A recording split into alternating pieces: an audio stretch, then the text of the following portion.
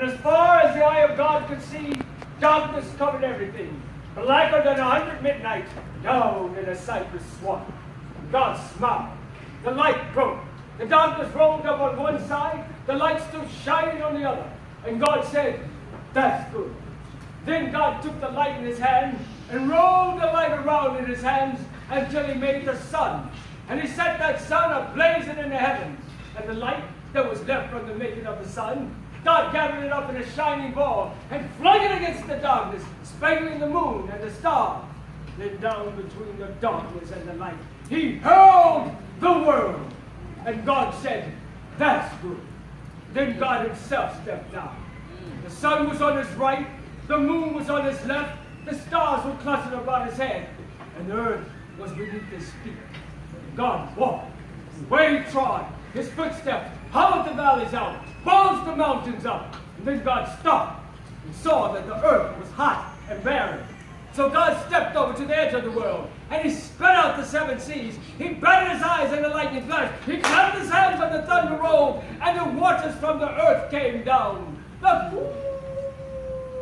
cooling waters came down, and the green grass sprouted. The red flowers blossomed. The pine tree pointed his fingers to the sky. And the lakes cuddled down to the hollows of the ground, and the rivers ran down to the sea. And God smiled again. And the rainbow appeared and curled itself around his shoulders. And God raised his arms, waved his hands over the sea and over the land, and he said, bring forth, bring forth. And quicker than God could drop a sound, fish and fowls and beasts and birds swam the rivers and the seas, roamed the forests and the woods, and split the air with their wings. And God said, that's good. Then God walked around and looked around on all he had made. He looked at his sun. He looked at his moon.